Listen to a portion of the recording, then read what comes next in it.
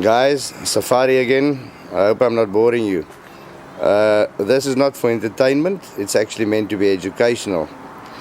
Yesterday I went on and on about how I modified my QB79. However, maybe you between the age of 10 and 70 years old and you want to buy a standard QB79 CO2 rifle off the shelf and go and punch some paper with it, shoot a few flies, or maybe shoot the washing pegs off your mother or wife's washing line without spending a lot of money or taking it to someone that can fiddle with it. The way to do it is this. The QB79 has got one problem. The problem is such that actually a lot of companies took it off the shelves in our country. The gun gets sold without a CO2 bottle. And then you buy the CO2 bottle. Now the CO2 bottle, or the gun was designed for the CO2 bottle to have a diameter of 50.8 or 2 inches. That would leave you the desired 1.5 millimeters of clearance between the barrel and the actual bottle. However, somewhere in production, things went the other way.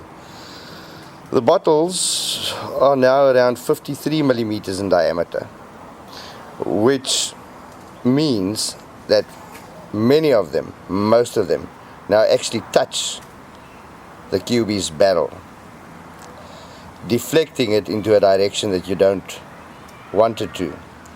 Now, even if you have a paper-thin little space between your bottle and the barrel, very often you tend to touch the bottle or, sort of rest it onto the bottle, which will cause a slight deflection, touch your barrel, and you won't shoot where you want to.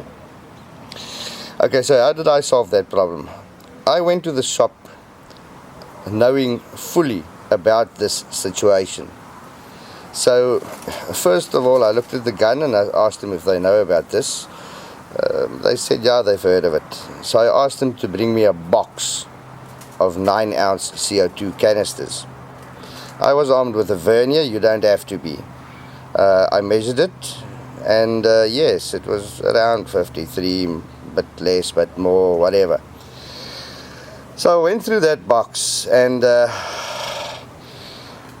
found that the actual threaded part that screws into the gun is not concentric with the outside of the bottle. So what would happen as you screw it on, the bottle would touch, and the next half turn it would be away, and then it would touch again. So that was something positive already. Then I asked them if they only have this one brand of 9-ounce CO2 bottle, and luckily they said no, they have another type, another make in the back. I said, well, bring that out. That batch measured more like call it 52 millimeters, which is already we're gaining 1 millimeters, which is only 0.5 millimeter aside. However, the bottle's thread was even more out of center than the previous batch.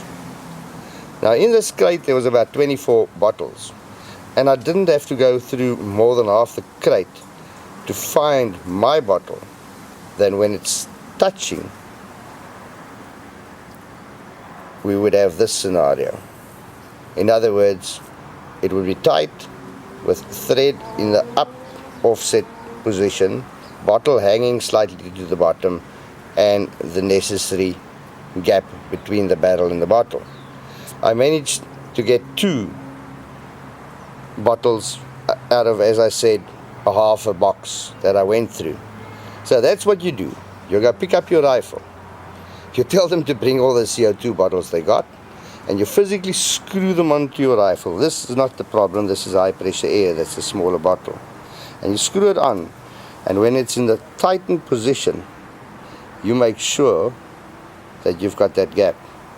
And trust me, then this little thing will shoot exactly where you want to. It will save you the money from the things they supply on the internet that actually It comes out like an elbow and drops your bottle. So, just by selection and being a bit fussy, there you go.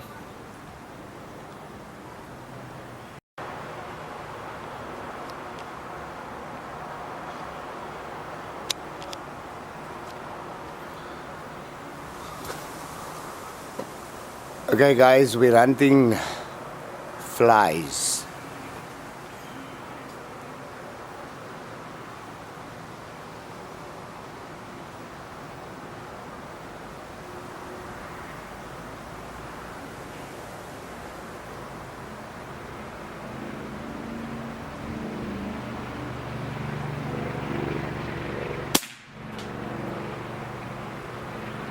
Got him.